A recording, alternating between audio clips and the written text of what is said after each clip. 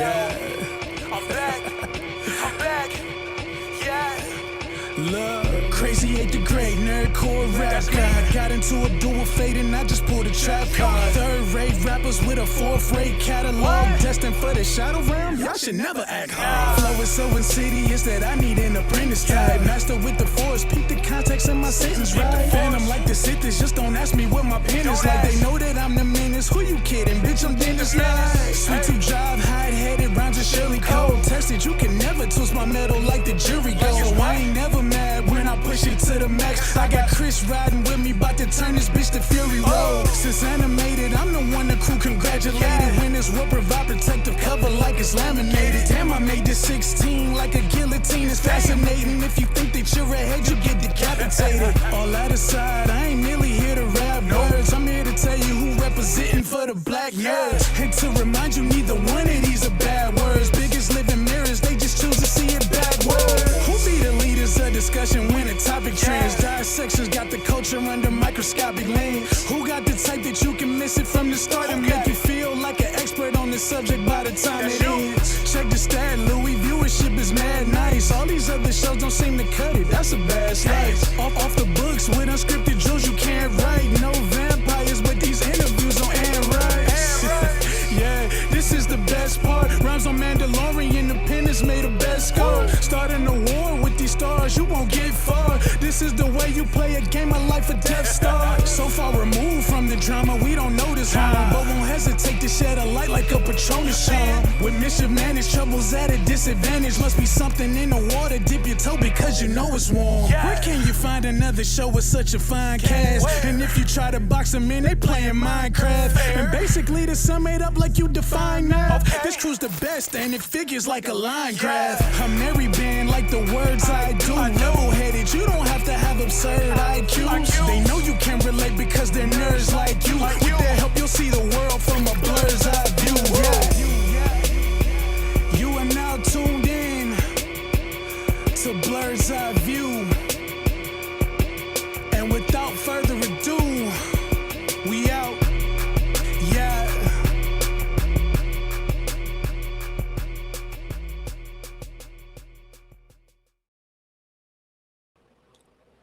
Hey everybody! Woo, look at that! Your man's beard is coming in again, and we've been on for a couple weeks. But this is just a special episode, so everybody tuning in, thank you. Don't mind the boxes behind me because your man just got a house.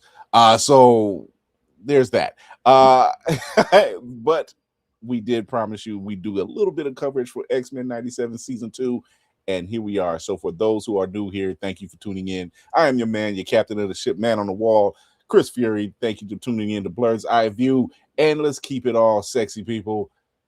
Welcome to Blerd's Eye View. Feel free to chat with fellow nerds and blurs below. Like and subscribe to stay notified. Super chats are most appreciated, and it helps keep the stream going. And I think I'm gonna start having a coffee thing. You know, buy me a coffee thing because like I said, man, your man's bought a house. I gotta do a whole new setup and everything. But whatever. We are covering X-Men '97 season 2, the first 4 episodes, but I can't do it without some of my crew. Whoopty freaking Do is in the building. What's going on, Whoopty? Nothing much, just hanging out in the the not library. The not library. It feels a little awkward because, like I said, I am surrounded by bins and boxes and packing away things, and this will be the last to go. Is at least for this space, this will be the last to go. Is breaking all this down and said I still use this from time to time. So, before we get into it, Whoopty, have you been enjoying X-Men? Absolutely. It even though it ended on such a what was me type. No, with season 1, I was locked in. They had me from episode 3. For seriously, I wanted to see it. This is a series that I watched from when I was very young. So I'm enjoying it as an adult. Yay. Shout out to Mal. Thank you, Mal. Mal was one of the first permission to come aboard. Bama's in the building. What's happening, Bama? Yeah, this show is everything it should be and more. It appreciate you, man. I appreciate you. It's everything this show should be. But I didn't expect half of what we're getting. So we're gonna jump into it. We're gonna jump right into it. Just to give you a bit of a recap, starting with episode 1. Mm-hmm. So in other news, Ever since the X-Men disappeared, your present starts to look more like my future every day. Dash of optimism wouldn't hurt, Bishop. Haven't even tested this damn thing. You confirmed the lock on their locations? Since they went missing, there have been ripples in the time stream. I've been able to track the deviations back to 2 different points in time. Ancient Egypt, 3000 BCE, and the 40th century. We're looking at 2 of the darkest ages for humanity, and they both have one thing in common. Apocalypse. The dawn of his first reign, and the ultimate height of his power. And I thought inventing time travel was gonna be the hard part. I'll take the past. Figure your heart's set on the future. So, episode 1. Points in time. This episode here, they hit the ground running. They didn't waste any time. Some of the things I did notice when Forge is creating this version of a time tunnel or time machine, I said this looks vaguely like the same time tunnel that Ant-Man has had to use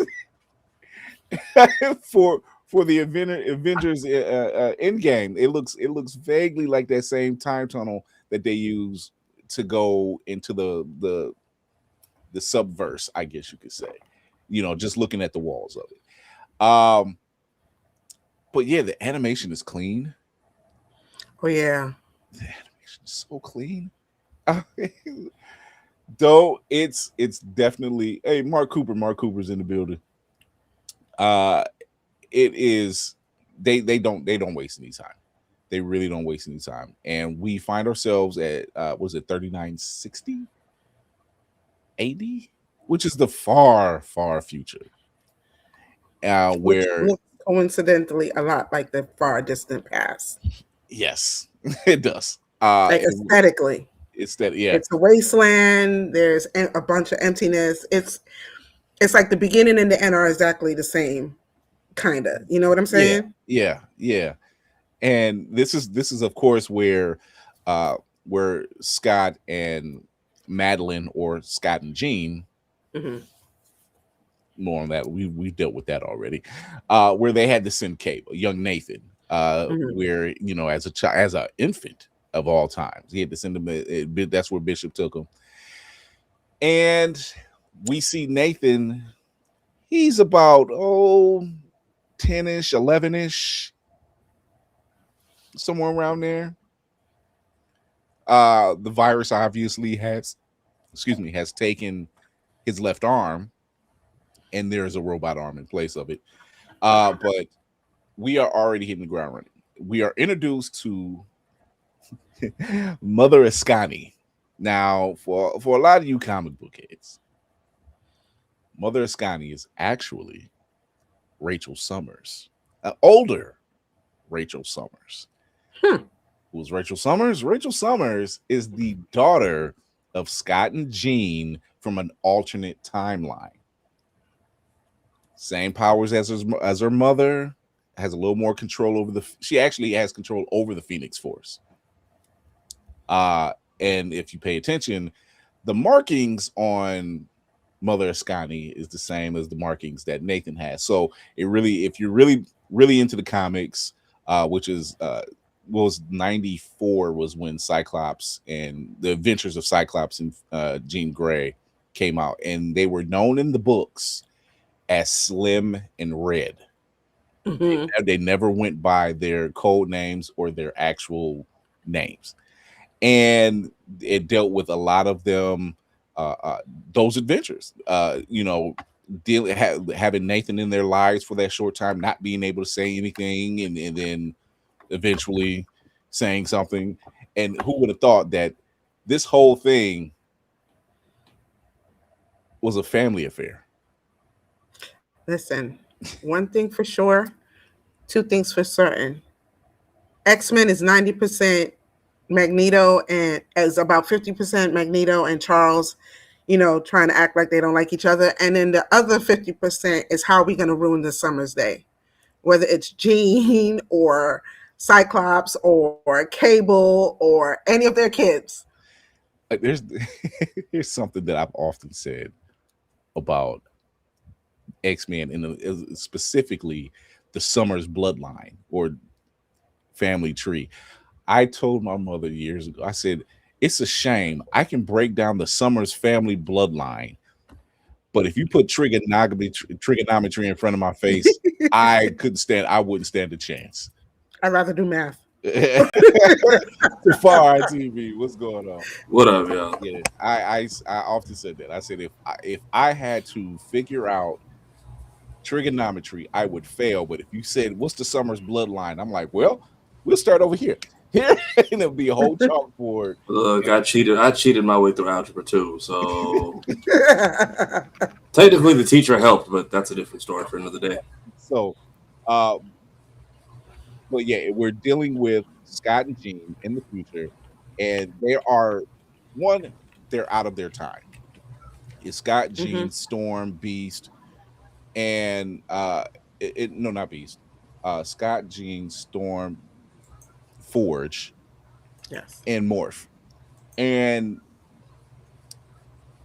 they're already dealing with being out of their time, but now we're dealing with Scott and Jean having to see their son, or in Jean's case, adoptive son, in Logan. That's right, Logan. Thank you. Yeah, it's 3960 AD. It is Cyclops, Jean, Storm, Morph, and Wolverine. Yes. Now, what we seen with Wolverine, when we get introduced to it, he has his bone claws.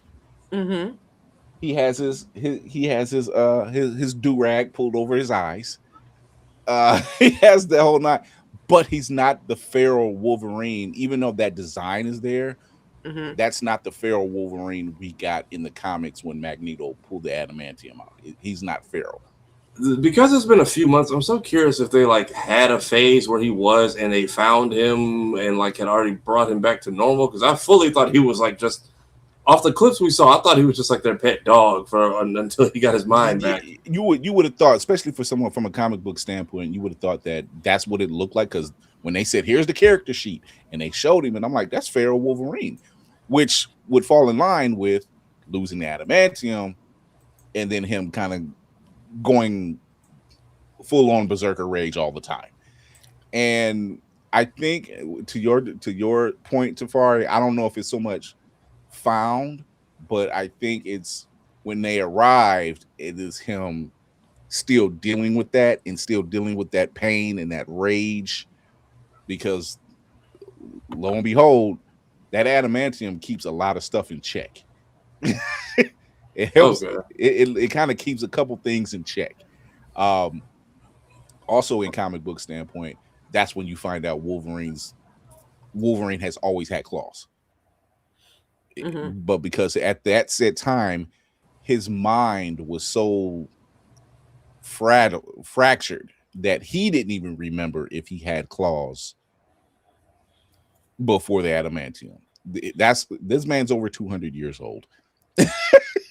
He's been worked on, worked over, mind wiped. He's been through it all. So it's true. That's just what that is.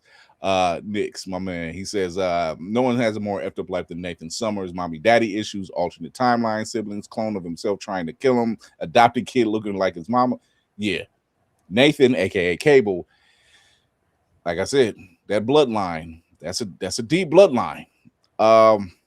No thanks to Sinister, who has an extreme quote unquote hard on for the Summers bloodline. Yeah, we did wife swap the mutant edition. Yeah, he's like, what happens if we mix Scott and Madeline. Let's see what happens then. What happens if we get Scott and Jean? What happens then? Let's put Scott and Jean's kid in this timeline. Let's put Scott and Madeline's kid in this timeline. Let's see what happens. He just loves that bloodline. What he's seen, what I'm sure he understands is that this bloodline creates one hell of a kid. Doesn't matter if it's a girl or a boy. That kid is the one. Whether it's Nate Gray, whether it's Cable, whether it's Rachel. Mm-hmm. Those three is a problem. You don't want to encounter none of them. They're always a problem. Like, you got Nate Gray, which was part of the Age of Apocalypse storyline, with no techno-organic virus. So now that means his telepathic and telekinetic abilities are like off the charts. Still a menace. Still a menace. So you either got war-torn Cable, who's really, I'll put a bullet in you. And I have telekinesis. It's still a menace. And does. You know, and then you have Nate Gray, who was basically Cable in another timeline without the weaponry. It's just like, oh, you didn't have to do, I don't need a gun. I will wipe this whole thing out. You know? And then you got Rachel, who's just like, although they use me as a hellhound, this is a reason why I am still a threat like my mother. Still a menace. Still a menace. Like, Yes. This bloodline's intense. But we get the classic intro to everybody's going down. Forge sees Storm right away, and he's already, let's face it, when you're in the presence of a goddess, you're gonna feel low. I'm not worthy. I don't know if he's like, what is he says, like, I didn't know if this was gonna work. and she was like, you know, she says one thing, he says no, that, and I said, no, just say what it is. Goddess. Like, you know what she's capable of before she even knows what she's capable of. And speaking of goddess, this scene here does it every time. When Mother Escani tells Storm where they need more energy for their ship, and she says, well, you can call down we need cosmic radiation, cosmic energy to get this thing to full power. And she was like, well, you can do that. She was like, huh? Me? And we get this scene. Of the sun, source of all creation, I summon a tempest of fire and light, whose flares ignite the spark of hope in darkness, and blaze our trail to end apocalypse. For we are the dawn that breaks his night!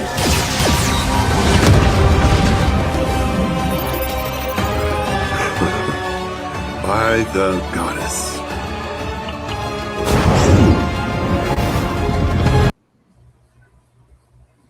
Bruh. Chills. Welcome back, Allison Seeley Smith. We missed you. My God. I know. Listen, in episode 1, season 1, they showed you who she was before they nerfed her. In that very first episode. And now they're showing you again, just in case you forgot. Just in case You forgot. And they ratcheted up to another, ratcheted up to 100. They said cosmic, and she was like, I just weathered a storm. No, sweetheart, you do so much more. At the end of the day, Storm is exactly who she thinks she is. She is a goddess. She is a goddess. She has. No, go ahead. Oh, she has cosmic power. She has, the ability to control the weather. If you boil it down to the simple stuff. And then she also has, I can't remember what book it was, but they go back and they tell you that she has other witchy things in her line. Yeah. So don't count her out. Storm, she's not just these two things. She's so much more. Storm comes from a long line of spiritually gifted. Witchcraft is not the word to use, but her bloodline is on par. And they say it's like every other was it every other generation, there's a woman born that has her features, the white hair, the blue eyes. That's in their bloodline. And thank you, she is ancestral. Yeah, and that's like, even when Wanda, aka the Scarlet Witch, needs some help with a certain problem that deals with the mysticism of the universe and everything else, the first person she goes to is, I need to talk to Storm. I need help. Not Strange, not Brother Voodoo, Storm. And I said, that's a lot for someone that can alter the reality around her. You're like, I need someone who can lock on par with me. So, yes, Storm is literally that girl. Lady Mandalore is in the building. Hi, y'all. Sorry, I'm late. I apologize. Life. No, Storm is her. There are no words. Bama, yeah, you're right, Bama. Storm is her. That's that's a hell of a pep talk for some gas. Hey. I also love that she basically, their whole speech boils down to what is it, Patrick and Plankton. It's like, do it because I told you to. She's just like, I've seen you do it before. All right, fuck it, we ball. And it just worked. Like, there was I also love that at one point, because I was getting ignored, they tell you, can you stop with like the damn riddles for like 5 seconds and just talk in plain speak? Hanging upside down, surrounded in her oars and fire, and they're asking her. Even Scott is just like, look, man, I need answers. Don't talk to me straight. I don't have time for this. We already out of our time. We need to know answers. Just tell us straight. Hang it up and habla inglés, please. Yeah, it's the fact that she decided to flip, speak plainly, and then go back to being upside down. Lady Bando, I need to know, what was your takeaway from Storm's presence in this first episode? She's missed, very much so. I'm glad we got to see her step out and shine the fuck out, as she always does in all of her appearances whenever she's on X-Men. When they let her actually rock, sis keeps it popping. But also shout out to Black Love. Hello, Forge. When Ford says it, when the ship gets gassed up and the first thing off his lips is by the goddess, he knows off rip. He says, I love this woman, but she might be out my league. Sorry, I wanted to take a moment. Thank you, Forge, for knowing where you're going to be having some issues in your relationship, and you want to talk about it and be upfront about it and try to figure it out. So you're not wasting each other's time. It's really good. It's good. Healthy. Because he brings it to her. He even says it. Like, she'll pop back in. Healthy relationship. Just like I said, when they first meet back up with each other, he was just like, I didn't think this was going to work. And she asks why, and he tells her, and it's like, that means he has some level of doubt, because again, like, joking but not joking, he kind of does feel like, I don't know what that was. I mean, like, he does kind of feel like I may not be a match for her. Like, he's doubting himself because she's finding out more and more how powerful she is and all the stuff she can do. And he's like, look, I can just create tech out of thin blue air. I don't know if I can match this energy. I don't think it was that. I think it's literally you are magic and I deal with the tangible. I can't conceptualize what it is that you do. I also built the machine that nerfed you the first time.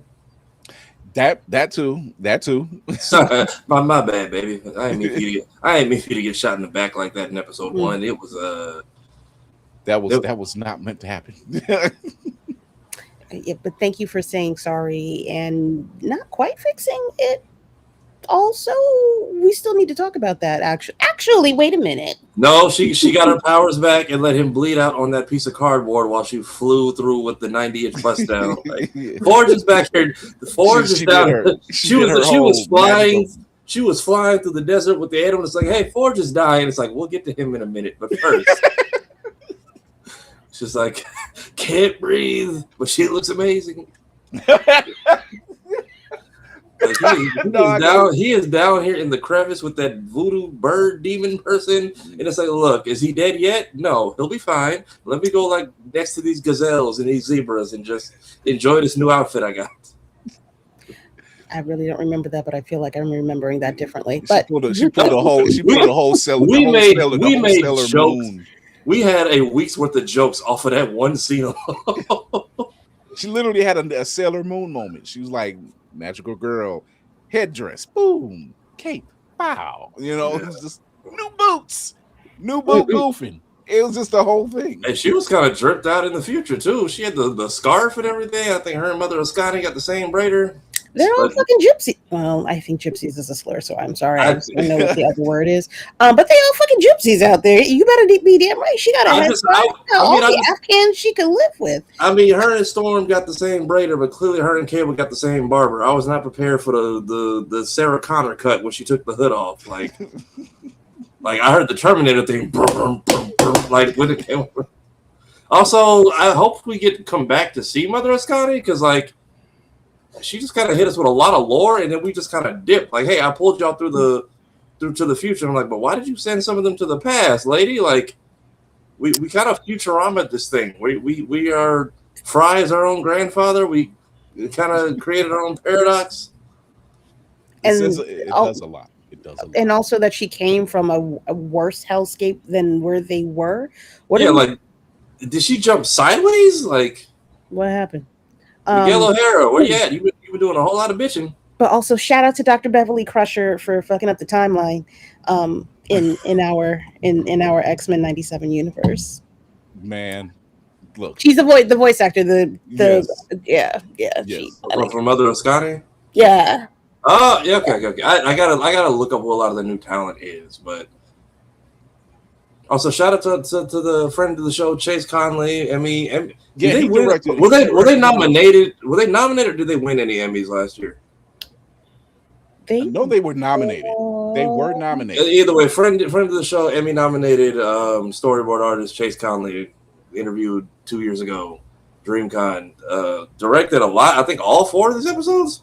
No, just the 2-parter so far that we know. Okay. So yeah, well, Chase is getting some upgrades on his resume as far as this season, and those last 2 episodes were phenomenal. Look, I was as they say nowadays, I was sat. I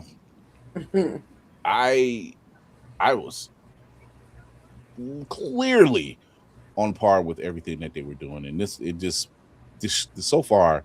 Like I said, out the gate, first episode, nothing. I have no notes. Seeing Scott, who did this last season, when they get into their battle and he uses those optic beams to do his slide, I'm like, this motherfucker, he's a full-on tactician. Don't miss a beat. Yeah, once they got into battle and Nathan picked up the gun, and I was like, "There's the birth of Cable." He looked just like his goddamn daddy, like right there. This was the episode where everybody got a pep talk. Everybody got some form of a pep talk. When Scott and Jean are speaking literally life into their son, he was like, "No, you got this. You are our son. You got this. Like, you are powerful." Scott said it straight. He's like, "You are powerful. You got this, boy. I can't get us out right there like this, but if you just access that one piece that you're afraid of, you." So can he turn as an adult? Can he turn his metal arm back to normal if he wanted to? No, only because it's so much damage that's been done. He's lost that arm. Okay, because like he was undoing it to an extent. It seemed like when she was working with him, and I'm just like, is this just? I was curious what the rules on that were as we. Yeah, it was so the virus was so far advanced that it took his arm early. Yeah. So it was bringing it back it's nothing. Now it was his telekinesis as he was growing, as he got older, is what kept it at bay from spreading. So that's that's how that worked. But yeah, it was. And even when they were chatting, I was like, before he said, I was like, he can probably hear y'all. And sure enough, when he said it out loud, I'm like, this is why you don't talk in company of cheering, like mentally or out loud. Yeah, just watching that, I'm just like, yo, parents, we should tell them. No, I don't think, but can we? He's like, hey, I'm over here, bitch. The fuck? I'm half of y'all. I'm literally half of y'all. He's like, I can hear you, right? Alexa, play Like Him by Tyler, the Creator.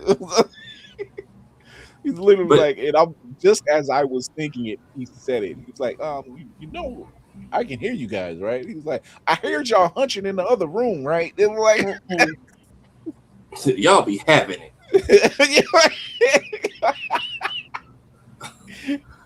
If you're on the internet enough, you get that. Yeah, you know exactly where that is from. Having what? You know what it is. But yeah, I didn't realize the I guess Cable's upgrade came from armed through the magical Cortana Halo ring either. Like that was his computer. Yes. I think he calls it, I want to say it's not mother box. He calls it something else. But it like when he goes through like time, he calls it body slides and everything else. So that's how he kind of because that's what's always talking to him, like slide imminent, and like when he kept pulling him back because he was in Genosha. And then is that the same room that they're in later on in episode 4 when they're fighting? Because like I peeped all the markings and the drawings on the wall, and I'm like, is this the same room where Apocalypse was born? Let's get right. Don't. Okay. Yeah. We're not jumping. I'm just because we have all 4. I can. Yeah. You would be. I will say this, because this was kind of a conversation we had in our Blerd Station chat. You would be. A lot of questions are raised. Yeah. About time loop, fixed moments in time, and everything else. Genosha. Fixed point. It has to happen. It's a Nexus event. It's a canon event. It has to happen. It's unfortunate, but it has to take place. Cable being sent to the future has to happen. Mm-hmm. Mother Ascani being part of the people that helps raise him has to happen. Cable is John Connor. Yeah, it's just one of those things. It has to happen. It's the most messed up situation, but it has to go down every single time. So, but they finally managed to, while they're facing everything, Forge has managed to get them all home. And that's all we see about that. After their major battle, they get everybody home. They have to say goodbye to Cable. Cable gets his new arm. They say their goodbyes. They're able to leave. But then we go into episode 2. Here's a little teaser for that.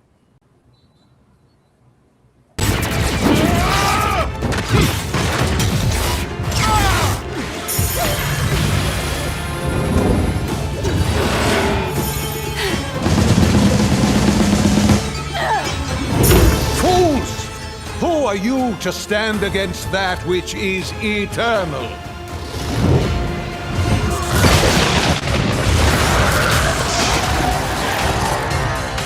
In our time, we're called the X-Men. Arctic winds freeze their icy hearts.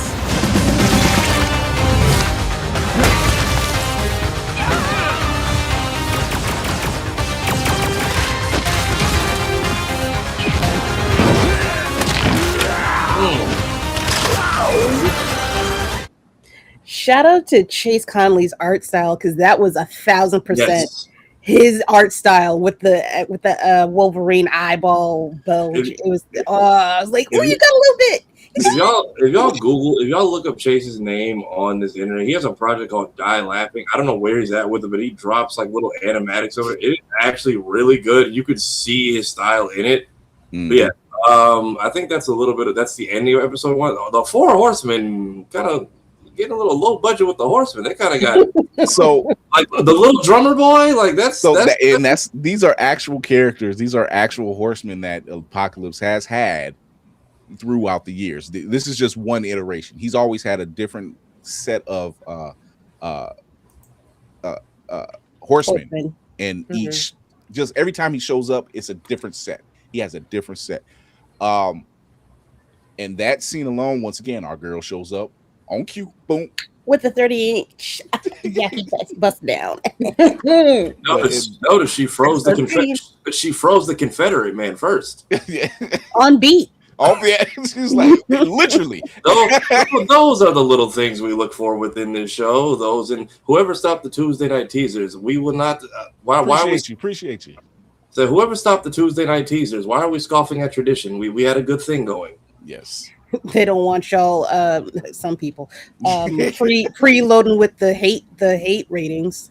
Look, you're right. Yeah, Nix, the bones breaking and yeah, that's what got his voice actor is selling how much that shit hurts, because the fact he's punching full force, and I'm like, this bone don't beat metal, but we just gonna give it a good old college try every time. And then after the first fight, he was like exhausted, so his regeneration also seems like it's completely tacked. This is what I say when I say his adamantium offers a lot of pros to his, like, he already has the regeneration, he already had claws, but it was slow. So if you really pay attention, every time he pops these bone claws, it hurts like shit. You'll catch him do like a grunt or something. And I even remember clearly, even with the adamantium, Jubilee asks him about how does it hurt when he does it. He says it used to, but I pop them out in and out several times a day to keep the wound open.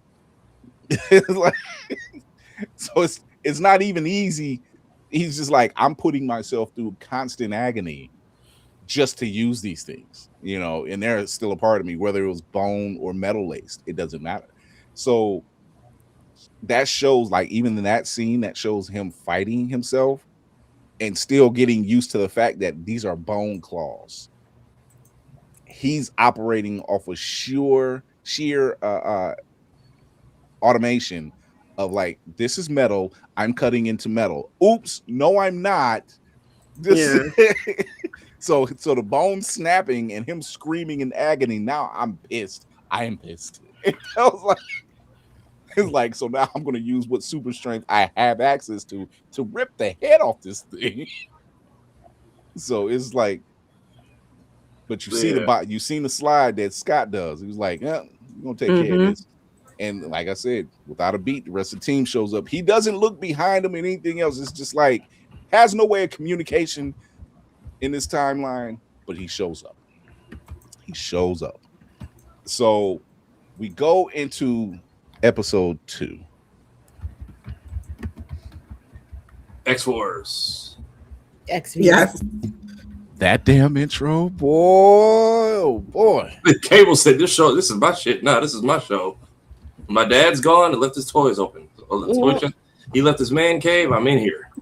That episode was for the books, because I'm watching it on my phone, and I stepped away from my desk for like a split second, and I hear the intro, because let's face it, anytime X-Men intro comes on, you never skip the intro. You never skip never. The intro.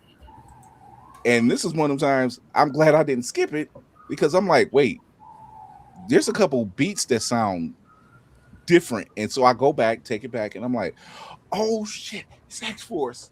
Whole new intro. Yeah, everybody, Sunspot, everybody got their own which I didn't know that there was a band of people that didn't like Jubilee up until this point. I'm like, oh, I saw people saying like, run my girl her apologies. I'm like, I didn't know we were down here. No, X-Men, the original X-Men series did not do that girl justice. No, they did. They nerfed the hell out of Jubilee. She was always the girl at the mall. Like, that was her whole shtick through that whole first series. But now, Mama got titties, and so now everybody, what the fuck we about?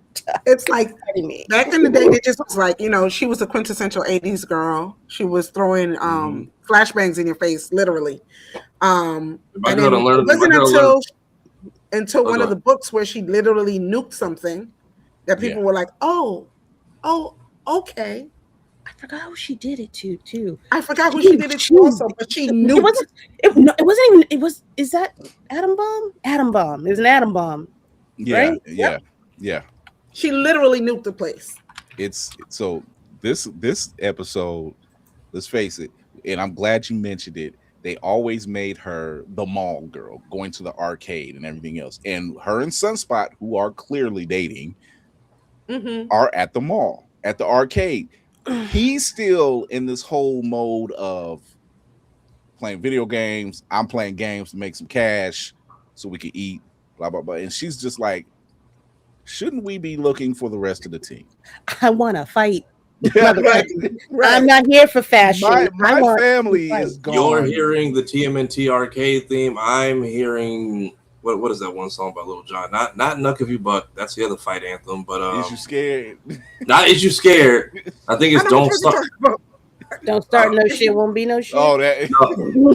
If you don't start none, you won't Ain't be. never scared. Yeah. I ain't never scared. Yeah. But that was our Bone Crusher.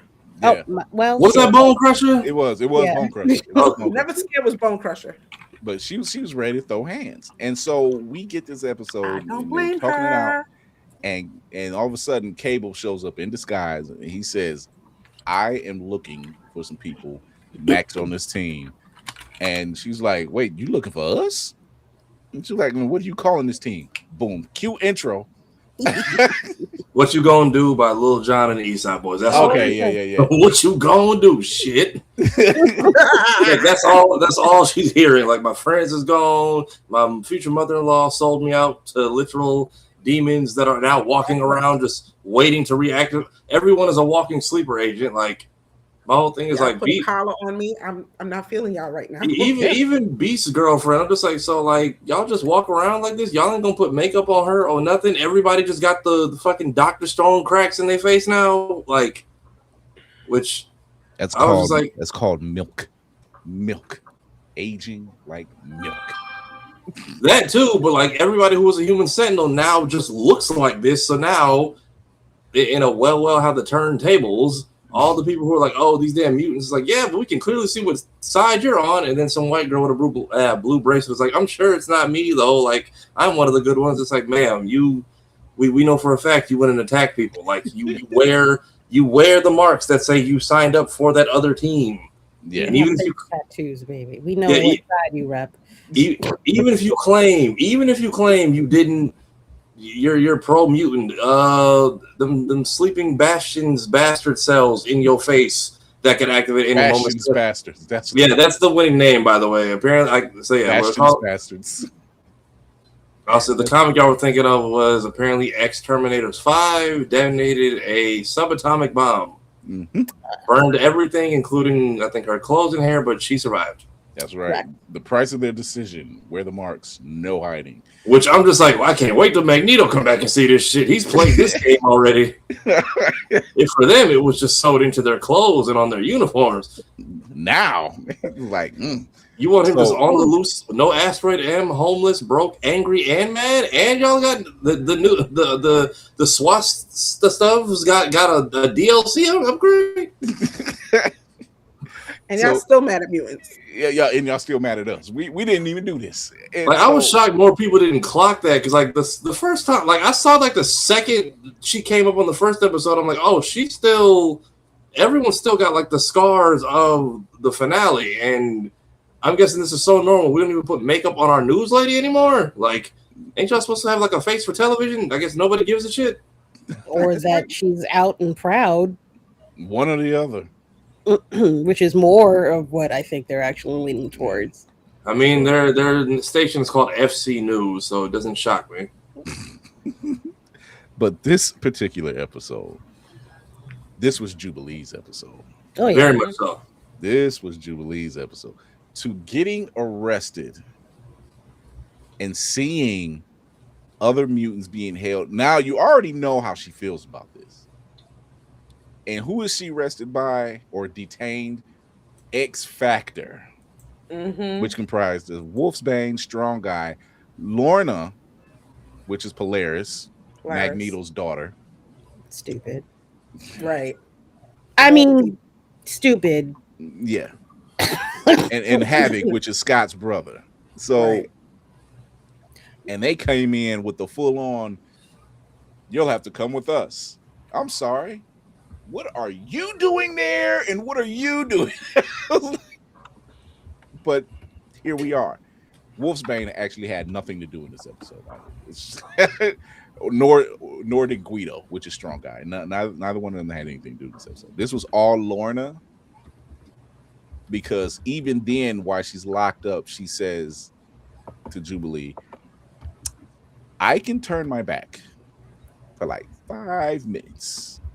Oh yeah, Jamie Madrox. Yeah, exactly. Multiple man. And literally, I'm turning my back for 5 minutes. How you choose to do this, I don't know. So clearly, she's still like, she her daddy daughter. Yeah. At the end of the day, and Jubilee gets out. And she's on her way out, but she sees other mutants. One of them, which was a little girl, is if you've read any of Alex Ross's Marvels, which, by the way, beautiful paintings for these series, beautiful paintings, the renditions, the likenesses of these heroes and villains. This young girl was one of the mutants that was in one of the Marvels comics. She's like, oh, I can't just walk out of here. I'm getting everybody out of here. She pulled a Rocky Raccoon. She pulled a Rocky Raccoon. After being sold out by one of their own, once again, alternate title for this episode, Emma Frost don't give a fuck about nobody. Oh no. That's true to character. What? True to character. That's the one consistency about Emma Frost. She cares about Emma Frost. Yeah. Yes. Like, I thought maybe she turned a new leaf. I'm like, now that she's become bulletproof, she's like, now that she's learned to be bulletproof, like, I really can't be hurt now. Yeah. Also, Emma's always been like, girl, we pulled you out of rubble. You couldn't do us one solid. For what? No. Y'all lost. Y'all lost. I do not play with losers. We weren't even there. We pulled you out of the rubble of Genosha. We were busy being interrogated by the evil whatever wing news station. They was pulling my baby's phone records and shit. We had some stuff going on back at the house. This lady walked in with a news camera, knew all my fucking business more than I did. It's like but Emma has always been like, how much you paying? Okay, they over there. That's just her, like that's her been her thing. Whoopty, what were you saying? Oh, I was just saying that I noticed during the escape. Did anybody else see the cuckoos? Yes, the Stepford cuckoos. Yes. Which one? Like, who were? Because I'm looking at over here on the other monitor. Which one of those? Those are the triplets. Oh, those are the triplets.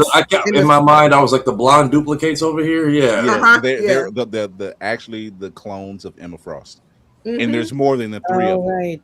There was more of them. There's 5, I think. It was 5 at one point. Yeah, but there were 3 in this episode. Mm-hmm. Yeah, they were in separate cells. Yeah, and they call them the Stepford cuckoos because when they're in comics, when they're in the school, they literally are finishing each other's sentences. They dress alike, look alike, no differentiation from them at all. And Emma is literally like, those are her class favorites. Those are her teacher's pets, literally.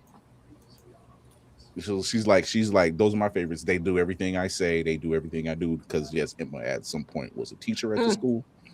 And this is when her and Scott were dealing with each other. Long story. Talk about that later. So it's like, that's one of those things. But yeah, the Stepford cuckoos, which, by the way, there were a lot of Easter eggs. Yeah, in this episode. Yeah, a lot of Easter eggs. So you're going to see characters that you didn't think about, never knew existed, or anything. And so they're like in much later iterations of the X-Men, much later classes or generations of the X-Men, but yeah, they show up much later. But Jubilee escaping this prison, literally flips down her glasses, puts her earphones on, presses play, and just goes to work. Ride for my niggas, because I die for my niggas, because I run. And it's such an impressive feat because she's just boom, boom, boom, taking out people. Even got clothesline and flipped that. And I said, girl, had me nervous for a minute because she was taking them out during Hurricane Roz on people. I'm like, yo, this girl is with all the moves. And with the Heelys in the shoes too. Yes, taking them down, and I'm like, and she's blinding them, throwing them off, and then she gets like everybody gets away except for her, because then she gets stopped by Havoc and the rest of the team, and she like as a matter of fact, she grabs a parachute. That's what it is. She grabs a parachute. She's getting ready to dive off. They snatch the parachute, which causes her to kind of lose her footing. And she's standing there, still confident as ever. Looks at him, basically just gives him the middle finger and swan dives. She pulled a Star-Lord. Boom! Yeah, right. My girl was pulling out, like once they were on the flight deck, my girl was pulling out Destructo Disc and Rasen Shurikens. Oh, and then when they clotheslined her and surrounded her, she hit the Force Unleashed. She hit the little ball thing and then the explosion. I all I can say is this is how they need to portray Jubilee. Like this. Thank God they were getting this right. Go ahead. I don't got nothing to say. I'm gonna keep watching. Yep. Now we're gonna say this right now. This second season, at least for the most part, if I'm not mistaken, is still Bo DeMaio is still credited.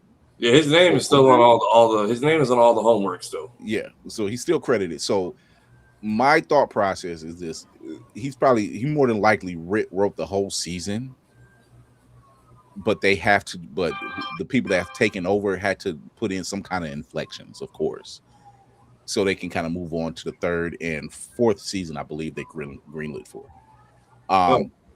And word has it that they want to do at least 10 seasons. I said there's enough history that they can pull off at least 6 or 7. Go for your 4. Read the room. Yeah. I want this to run for a while. Because so many shows are wrapping up right now. Like the fact that Proud Family came back and is ending already. Like, yeah. Even then, that felt like it was a coin flip on that one. Yeah. Let this X-Men thing ride into whatever our new movie is going to be. Like, especially if your next stage in live action is mutants, this should be all your talk. You want then? Listen, the only reason I'm saying just do your 4 episodes, read the room, and then make a decision as to how to move forward is because we're like, everybody's always complaining about fatigue. They're tired of this, they're tired of that. Right now, we're enjoying this. Let us enjoy this. Let's not think about what's going to happen 10 years down the line or 10 seasons down the line. Let us enjoy what we have now. And if we're still enjoying it in 2 seasons, then move forward. Don't make a plan now for 10 seasons and 6 seasons in, you're like, this is terrible. I also think because they're doing whatever to just give us something to put on the screen. So to what Nix was just said about Matthew Chauncey taking over, I don't know you, nigga. I don't know what you're gonna do. I know what Bo was trying to do. I know how inclusive he was trying to do with the show. I don't know if I want 4 seasons. I'm not gonna hold you. That seems to be the magic number as far as like revivals. I mean, but it was 4 seasons when Bo was attached to it. Yeah. It's not like it's 4 seasons based off of what the new stuff they've got coming out is, which honestly, I do feel like there is a little bit of toning down of that type of in your face. This is what the X-Men is actually about. The X-Men is about inclusivity, is about pointing out the wrongdoers, the people that are trying to make people who are just genetically different, I guess, whatever, we'll use that term. I get what you're saying, because even what I'm joking about with like the Sentinel shit, if we don't get an episode where it's like mutants are now throwing shade at the other people, like, well, look who's in the, like, It's like when we see white people fighting at like these red hat events, like, oh, look at these savages, so ghetto. And like if I don't get a mutant moment like that with the people walking around with the cracks in the face, it's like, oh, can we come to the club? No, not with this shit. No, we see what. No, I'm one of the good ones. The fuck you are. Like I like some kind of leftist ass. Because even I'm not gonna like it was cool for the trailer, but the whole back to the '90s. Me and my friends like, damn, just a fresh coat of cheese. Let's talk about Bishop in these '90s. I'm like, Bishop, what's with the cheese? I'm like, I get it. It's the '90s. I get it. There's a level of cheesiness with this. You know, he's like, we got to get the X-Men back to the '90s, and I'm like. For the trailer, it was cool. But like I watched. He said it like twice. I watched a couple of my reacting friends who were just like, dog, just like they literally went like cheese grater. I'm just like, all right, because we had the cool. We got to get y'all back to 1997. This is not how you do nostalgia bait. I hate to tell you, this ain't it. Right. Like even the one-liners or some of the stuff that like when we were reviewing the show, y'all were like, how the hell are you clocking all of this? Like when we talked to Chase, and I was like, yeah, because Magneto fighting against his oppressors and whipping him with the trains that took him back to the camps. He's like, no, all that shit was on purpose. He's like, you're not tripping. Like that was all intentional. And I'm like, I wonder how much of that was like yank, take his name off that, scrap this, shut this. Because I'm like, the wordplay is still there. It's not as clever as it used to be. And I get that people are starting to clock that, but Storm got her speech, which we always look forward to, but I'm like, where is it going to get a little more? I honestly wonder with Storm's speech if that was more Allison Seeley saying, I'm saying the shit the way that I'm supposed to say it. Y'all are not tamping this down for nobody. She is to this show. I would hope that is the case. She is to this show what John is to the Boondocks. Like, here's what y'all put on the script, and here's the shit I'm gonna say. So, but yeah, like even this episode, also Cable reminded y'all, my this is my show now, nigga. Like we kill people over here, and if you can't move, and if you can't move fast enough, you better pick your ass back up.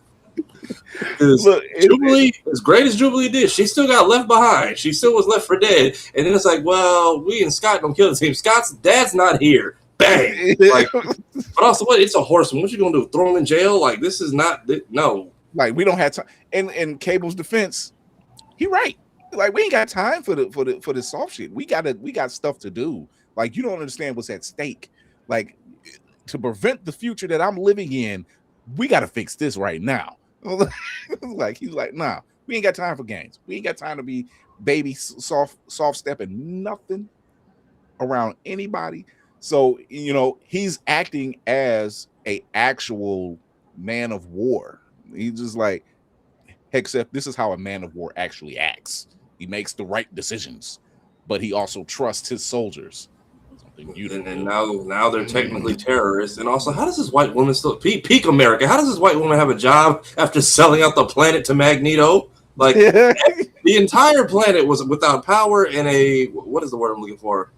Not gravitational pull. The magnetism or the poles, the polar. Yeah, the polarity of the planet. The polarity of the planet was thrown on, like Doctor Strange was doing surgery by candlelight because of that. You know? And this woman is now in charge of this whole helicarrier situation and doing press conferences. And I'm sure this was like her punishment. Like, hey, we'll just give you a new job title and just put you over here. Like, yeah, we'll say you're serving your country. Yeah, she's a mouthpiece. That part. You serve a purpose, unfortunately. We can overlook that. Muted. Whoopty, what Whoopty just What'd you say, Whoopty? In the chat. Girl, say that shit live. Why you typing shit in the chat? Say that shit with your chest. Speaking, Stop typing in the chat. Quit saying that loud. So this is why she's still there. That's all I gotta say. But Jubilee taking a swan dive and trusting Sunspot to come snatch her up. My man. Right. She pulled the Rochelle. She was like, I don't need this parachute. My man has 2 powers. Mary Jane, this is how you get someone to catch you after falling. And not on purpose, just to prove a point. She just knows we in a war. I know he gonna be there. You did it just to see if Peter was actually Spider-Man. It's a totally different thing. Like, somehow I think there was a discussion before we jumped off of the ship. Yeah. Maybe, Hey, a couple if I'm weeks falling, back, if I were ever to fall, by, you need to catch me. Catch me, right? It's the light show. It's the light show and the Spider-Man Miles Morales like chill pose on the way down. Like, and then they're like, peace. bye, bitches. Right. Spartan. Hey, Spartan. It's seeing Jubilee pull this stunt was chef's kiss, and I'm like, okay, y'all on this. I like where y'all at right now. Let's keep this energy going, because I keep going back to that damn intro and playing it, and I'm just like, yo, this is slick. Y'all went and took the effort to actually pull a bait and switch, and it was the talk. It was the talk for the next 72 hours. Everybody was talking about that was a bait and switch. I'm glad I don't skip the intro. I have patience. Hey, look, that next episode. I was like, "What are we getting? Whose show is it? Is it Big Summers or Little Big Summers? Little Big Summers." So, episode 3. This is our teaser. Months after the X-Men's disappearance, the school they once called home sits in ruin. The X-Men are off the grid and our world's going to hell. You want us to be part of your Black Ops team? This is dangerous. Once you're in, you're in. This team got a name? The only ones left to stop Apocalypse are us. X-Force's blatant acts of rebellion will not be tolerated. X-Factor will not rest until these fugitives are brought to justice. Peace out, losers! We gotta get the X-Men back to the 90s. And I thought inventing time travel was going to be the hard part.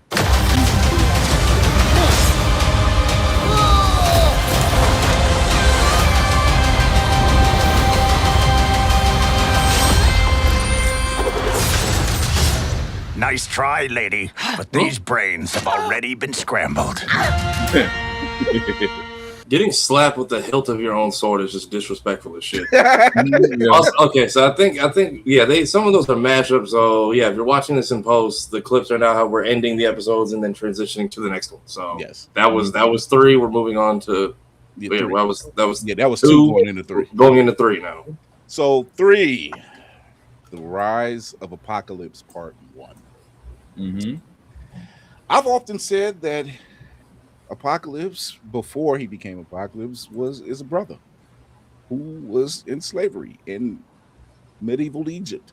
Just a little albino, that's all. That's all. Who unfortunately, at least in this medium of animation, his powers don't kick in until much later, right? Opposed to a lot of mutants powers kicking off in their when they turn like 13, 14 due to a tragic event or some type of thing, through puberty or whatever. Mm-hmm. That didn't happen with him. He just had a look already, and he was already cast out. His mother cast him out. He was put through slavery. You would have thought just being through slavery would have activated it. No, it didn't. Mm-hmm. And then again, he could have been. He could have been 14, 15 years old, but he looks like a grown man. Who knows?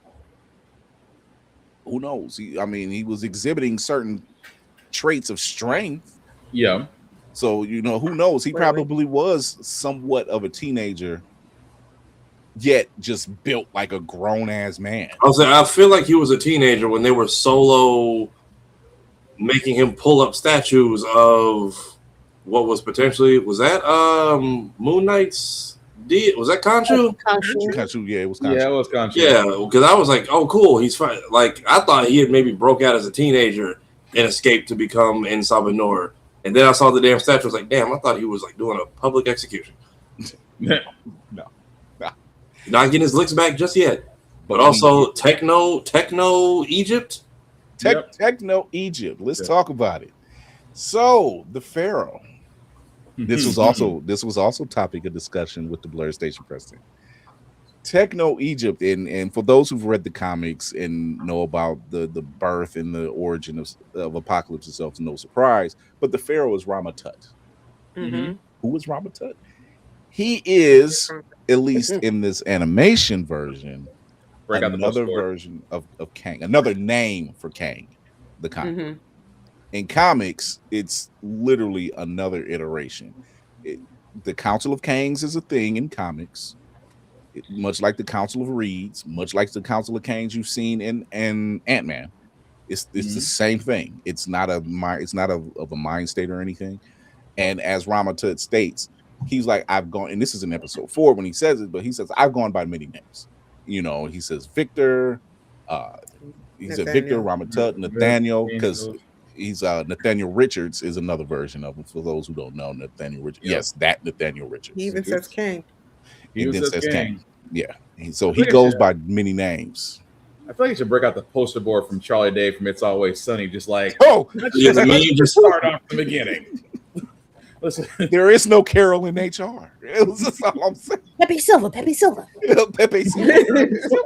No, it's what is this? It's Craig Robinson when he's taking bumps in Hot Tub Time Machine. It's like Terminator. It's cyclical. If they never go back and they never bang, then John Connor is never born. Time loops, everybody. Time travel. You just that was the discussion as far as Immortus, King Tutterman, Kang. At the same time, I just laugh about that one moment where I don't know who posted about Apocalypse is here. Y'all have fun. I'm out. Y'all have fun. We get this whole thing with Magneto saying, I think I can fix him. Hello, pot. Meet Kettle and the entire meet the entire kitchen set being sold at 6 a.m. on the Old People Network. It's literally the episode of Martin. He's like, "Oh, come on, Gina. That's the pot calling the kettle calling the pot calling kettle black." That's all he said. I just want to sit there the entire time, just like I can fix him. That'd be the one time I just wanted Nightcrawler just to end Magneto right there. Look, he has proven to be a liability at this timeline. There are some things in this third episode that made me giggle because what Magneto is saying, I think I can fix him if we just direct him in the right way. Charles is saying, "Yo, I don't think that's a good idea, my guy. Put a bullet in him." Right. But also, remember when I tried to do that with you? How did that go? It's like he's going to be a thing, no matter how you address it. And if you look at Rogue and Nightcrawler, basically brother and sister, they're giving the brother and sister looks like they doing this shit again, huh? I just want to sit there. You would think Charles would have sat there and said, "We have to not mess with the timeline. Yeah. If you try to change him, it's like the same thing is always going to happen. He's inevitable." Stop touching shit. Right. Thank you. Literally, episode 3 is quit touching shit. Episode 4 is Bishop saying. Episode 4 is get y'all black asses back in this fucking time machine and go to fuck home. If I got to turn around and stop this car, between me and Forge, niggas is trying to save y'all asses, and y'all want to be hard headed because you've been in here touching shit you're not supposed to. Y'all supposed to be here ready to go, and that's it. Well, what did Bishop say? Am I the only sane person in this group? Right. Yes. Yeah. There was an audible yes from the entire fandom at that scene. He's like, I came here to get all y'all out of here. Damn it! I should have took the past because this shit. I should have took the future because this shit is Magneto was channeling Charles hard. He was peak Charles in this episode. I thought Charles was going to slick say, "Look, I tried this. I literally risked mankind for a piece of ass. You trying to save us to prevent the apocalypse. It didn't work for me. Why are you going to try it for you?" What makes you special, Magnus? And he tries it, and to his detriment, Magneto really does try. He's talking a little softer. he's talking as a guided parent. He's like he's definitely got, what is it? He's definitely got on that obsession for men suave commercial, shampoo commercial, all of that stuff. Neutrogena. This hair and beard thing. I'm like, where do you get this? Listen, the Zaddy flow, Magneto, the flow Zaddy in the desert? Apocalypse. Look at your friends. Back to me. Not back at your friends. Now back to me. I'm not your friends. I'm not your friends. I'm from the future. You will listen to everything I tell you. Like it's just and the thing about. I'm sorry. Go ahead. I'm sorry. No. You got it. I'm just tripping off. This all could have been avoided had Charles did the one thing that Charles always do. You tell half-ass truths. You could have just sat there and just told flat out, look, you're going to wind up being the scourge of the universe many years from now. Now we can still let that happen, or you can figure out what went wrong. Either way, it's not our problem. The whole time you could have just sat there and just been honest and saved a bunch of heartache. But you're like, but again, Magneto, I can fix him. Charles, I'm not gonna tell him the whole truth. Aren't y'all the two problems that we have in mutant society right now? And that's the thing. They're not the only two that's in his ear. His boy's in his ear too. His boy is a certified hater. Yeah, he wants to tear it down and destroy. He's angry. I mean, as someone, he's somebody who was enslaved, and his anger is valid. Yeah. And here comes these two people trying to stop him from getting sweet revenge. I'm gonna hate on you too. Yeah, no, I need my boy to run this shit. What are you doing? He's literally like, my man is riding around with the Night Sister tattoos all up on the eyes and shit. He's literally like, fuck you. Fuck you. You're cool. Fuck you. And then truly playing the part because why is Magneto on a horse knowing good and damn well he can fly? It's all optics. I think they're hair all flowing in the wind, got this cape on in the desert. Like I got to show them how. He's like, you could have air dried that suave out of your hair while you're flying. By the way. Well, no, you can't. They can't. Aren't they supposed? They're supposed to be undercover. They're supposed to be undercover and keep a low fucking profile. So no, if the first mutant can't fly, nobody else can fucking fly. Look, meanwhile, Beast is back at their undercover base. Like, this tech don't work for shit. That's stuff. Yeah, between Beast and Nightcrawler and however they put together Charles a chair, I figure he knows something's up. I need you to push me in the sand, Beast. In the sand, in this chair. That was Charles Xavier embracing his roots. Like, I need you to push me, Beast, like a servant. Hold on, Charles. We back there, but you ain't back there. Hang on a second. Like, so Rogue finally comes to the side of Magneto because Magneto feels like if they can put an inside Blerd on the right path, they can prevent Genosha. Not realizing that, unfortunately, Genosha has to happen. As fucked up as it sounds, they have to let it happen. Charles is like, look, we just need to stay out the way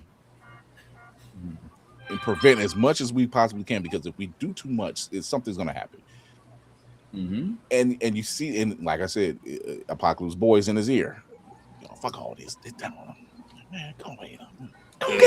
Every time I hear this guy, all I can hear is "I am Weasel," and I'm just that and Battle Beast. But I will give it to him. I got smoke for everybody. He stayed true to his hatred, though. He's like, we don't know these people from Adam. We had this plan. set in motion anyway. So why you even listening? Yeah. So they find out that there's this special pyramid, and that Apocalypse is supposed to be there, and Blerd is supposed to be there. He's supposed to be there. All of a sudden we get another Sailor Moon moment. We get another Sailor Moon moment, and now it's stuck in my head. Yeah, and Ramatut, he already had hit their base. Like he's already calm. Wait, that's the next one. For 3, we cut off with the decapitation followed by the nuke. The decapitation. Which was that man a set like just a robot the whole time, or yes. I'm trying to figure out how he even had a mind for Charles to enter. If all he was a homing device the entire. Yeah, Ramatut, Kang, Immortus, whatever you want to call him, who is literally, I don't want to say the master of time, but he knows it much, much better than pretty much anybody else.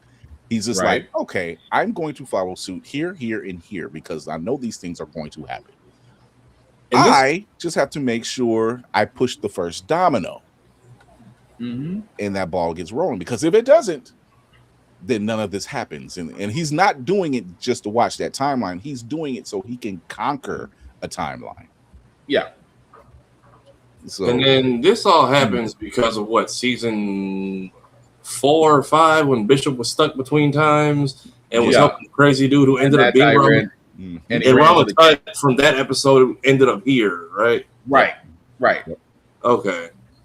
So yeah, he was Kang also, for a lot of people that don't know that, Kang actually was the other person in the original series that helped Bishop with that long time issue. So Kang has had his fingers all over this. Yeah, Bishop just wanted to go home. But yeah, which again, he clearly knows Magneto has powers. This man is stopping his blade, which I don't know why he just didn't do it the second time. He's like, don't decapitate him. He's like, clearly he's holding the blade back. And then he was like, don't do this. And I'm like, well, y'all just kind of, again, this and that man who got dropped off the roof by Rogue, y'all had 3 people that could fly and a teleporter, and y'all just let that shit slide. It's like, Rogue, what have you done? Y'all still have time to crash. Never mind. They had some of that lustrous pink oil and Fabulous Musk is an Isoplus. It was like not Isoplus and lusters. It was like some blue magic. They had those fruits from Zamunda. I use no product, only the finest juices and berries. Better Ultra Brown. So they definitely left it to that point, and Inan Sabor has constantly, he's being pushed. Because he's like, I'm almost there. I'm almost where I need to be. And his boy is like pushing it, and then seeing, like, wait, what is this? And he sees the X-Men patch, and he's like, whoa, what? You lie. Like he looked at Magneto. He's like, no, you lie. And then that's when Charles has to step in. He's like, yo, wait, just give us a minute. Let me explain. Let me lock this down. Let me tell you something. Let me tell you something. Or John Bernthal. Hey, let me tell you something. He's like, please, just give me a moment to explain. He's like, I'm like, look, bro, y'all need to back the hell off so I can calm this thing down. Like, look, big dog, we're not supposed to be here. This stuff ain't from your time. It's not even from ours, but it's close enough. We built a chair. You didn't say shit. You like, there's no one else out here moving with handles, and you yeeted an elephant earlier. I don't want to hear shit from you. Like, don't worry what's going on in the back rooms. Just the fact that he gave him time to explain, because he was like, yo, that's a big dude. Love the fact that kind of had the Hamilton to it. It's like, your previous actions have granted you a few moments before my blade acts. I'm like, well, bro, you like, and if you lie, I won't hold back. You lie, right? Who is I'm blanking on this actor's name. The guy who played Rhodey in the first Iron Man movie. Oh, Terrence Howard. Yeah, and his friend is Terrence Howard and Get Rich or Die Trying. When he actually looked out for 50 Cent, and when they're taking that ride, I was like, I don't like how this nigga's moving in the back seat, dog. Like, he just in the car. Every fucking stops. I don't like how this nigga is itching back there, dog. That's him with Charles and Magneto. Just every time they do a body function, she's like, this nigga's making me uncomfortable, and you're not clocking it. Like every single move, and he's talking to him. And you think he's got it. You think he's just listening. And then, boom, another incident. And it just goes down. And he's like, you know what? I've been a slave this whole time. Y'all pop out of nowhere. You talking one way. You talking another one. My boy, he's saying one thing. This dude over here, I'm sick of him being all snide. And we got him dead to rights. Talking cash shit, and he's still no fear. That was Ramatut's doing. Yep. He wanted him. That's one of his machinations. He wanted this century of his to do it. He's like, I was gonna say, did that century kind of look like Hercules to anybody? Like, like I couldn't tell if that was like if that's what they were going for. Like, just I think it's just by chance. Oh, okay. Yeah. And even then, I'm like, is this a hybrid? Because, like, again, how is Charles invading the mind of technology? Also, future, past Cerebro? Yeah. Yes. Yes. And he's at which point every time, and this is the only problem I have, well, one of the issues I have when it comes to Charles Xavier in the animated series. For you to be this all-encompassing, most powerful telepath, or one of the most powerful telepaths, why is it when you get to the mindscape, you get your ass waxed every time? I don't. Right, like, hey, this is supposed to be your home. This is supposed to be your home turf. Yeah. Charles is the LimeWire virus moving through modern day internet. They had all the firewalls and protections ready for Charles' ass. He, when it comes to just literal mind mutant power at that time, Xavier started to become the Yamcha of the group at this point. Yeah. Hey, look, we was all with Bishop. Get y'all black asses in the portal. We are not supposed to be here. Quit touching shit. He keeps telling them. He was like, "We have got to go now." And of course, they don't listen to the person that actually is from the future that says otherwise. We need to leave. You cannot save this man. You see Nightcrawler. Nightcrawler's like, "Hey, I'm ready." Yeah, even Nightcrawler's like, I'm the religious one here, and even I want him to be. I don't want to be in this shit. Let's take a vote. Psych. Beast is just like, look, I done built all this tech and it's burning out, and I'm leaving. I'm frustrated working with this stuff, and it's supposed to be high tech stuff. And I'm like, I'm sick of this sand. It's getting in my fur. I don't know what to do. It does say something that the I guess some of the white characters felt very comfortable amidst the slavery motif, if you will. It's like, oh, you want to stay? I'm just saying that. I mean, we got the one-liner. Yeah, I mean, we got the one-liner from Magneto that he taught to N'Sabanor, which came back in the next episode. But you feel like they would have deep dived more on that. Like, hey, I've been where you've been. Trust me, I know what it is. I have tattoos still of like, which I notice he's got the full body fit in the sand. And I'm just like, are we just covering that as well? Because they had that junk on full display last season.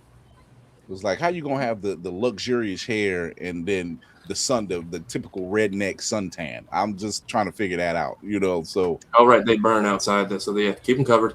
Yeah. But like it just, I feel like there was more. Like this would have been Magneto rather than just teach a basic ass lesson. Straight to gotta go.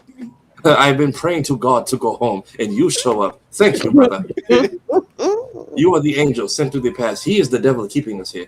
It is Quincy Ocha. Dang.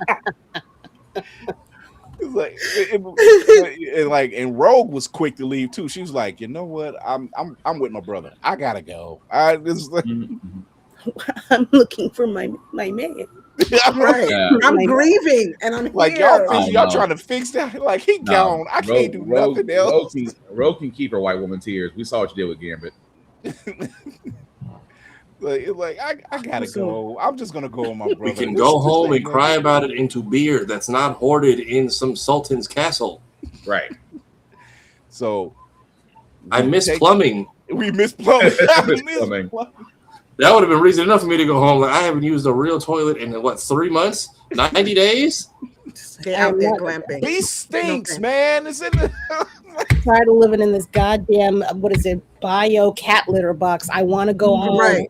Yeah, there's a society of people who we also didn't even show post explosion because Genosha, we got flashes of the bodies and the pilot. Yeah. We saw the light go out of the Morlock woman's eyes, the leader. Yeah. Was I think yes, Callista. We watched the light go. We literally watched the light go out of her eyes when her pupils dilated. Here, I had to watch episode 3 to remember there were people downstairs when they just blew up his whole. Because we see the homeboy, we don't even like address the people like there were children down there. Yeah, and I feel like we're kind of dancing around the realism of why he's so angry. Because I get it, your homeboy died, but like niggas die every day, B. I'm gonna rewind real quick because we do have a group of kids. I think it was episode 3. Yeah, it was. If you're talking about the kids who went to the mansion, yeah, that was the beginning of 2 when X Factor shows up. Whiz Kid for Quentin Quire, Monet St. Croix. I want to say that was Daniel Moonstar. Yeah, it was. It was. Armor was the other one. But all of these kids are future generation school members. Monet St. Croix is from Generation X. Yeah. So she's literally like that next generation after the 97 class. She's like that next generation. Quentin Quire is like the latest kid from like after New X-Men. He's like what, from 10 years ago? Yeah. It is. Oh wait, Whiz Kid. Is it Whiz Kid? Yeah. Yeah, no, he's in X-Men. He's in X-Men Red. Yeah. With Storm and them. He's like the latest class. Yeah. Yeah. You know, so like I was like, oh, you managed to get several alma mater class members from different generations to show up in one episode. I'm like, okay, y'all doing some work over here. I like what you're doing. I like it. It feels nice. The fact that I'm naming them off as I'm watching the episode, I'm like, yo, wait, is that M? That's M. That's Armor? And with all in the same place. Well, I'll be damned. But but yeah, episode 3 is when we get, we get Apocalypse. He says enough's enough. And they got a thing for these Sailor Moon transformations. Well, three cuts off with the bomb and the attack, and right. Because we go in saying, hey, I think the end of 2 or beginning of 3, they tell us, y'all came back. I can't get a reading from the people in the past, and we don't know what happened. And now we end, and then 4 we pick up on the result of the blast. The result of the blast. And Magneto was like, I was only able to save the few. You know how you live, bitch. And I get it, but in the midst of all of this, I get it. Fuck them kids. Like I see both sides. Yeah, he's not lying. He was probably able to save the few. But in the same time, if you're Saban Nur, you're just like, bitch, you lying. Because you lifted an entire fucking Supreme Court room out of the goddamn planet Earth and raised them into the fucking stratosphere. Nigga, you lying. Well, I mean, the last time he did this, the only person he saved was himself. Leech he watched Leech get literally get his muffin cap peeled back. Like he's like, yo, I can't lose these guys. I was like, I could have saved you, but that would have mean saving some of these bastards around you too. But Lady Mando does have a point. The same shield that you put around a building is the same shield you couldn't put around a city. I mean, city wasn't that big. I'm not even asking for the city. The babies within like 100 feet of you couldn't figure that shit. Because considering what he pulls off later in the episode, exactly, it doesn't sound right. A whole black hole. Well, I think that. Well, I mean, he called in, and that was. I think he was expelling everything he had for that stunt. Because they literally got hit. They got hit at laser speed, which he only had so long to react, and I'm sure his instincts went everybody within this range. I don't know how fast he had to react or how fast they saw that shit coming.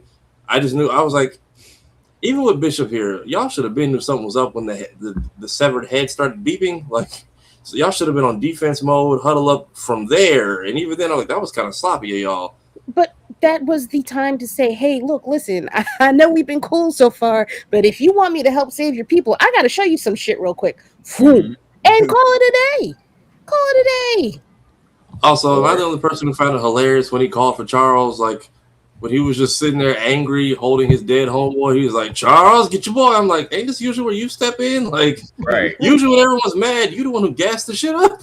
Like, let that rage flow through. I get it, he's trying to turn a new leaf, but too much rage. There's too much rage. I'm like, too much going on.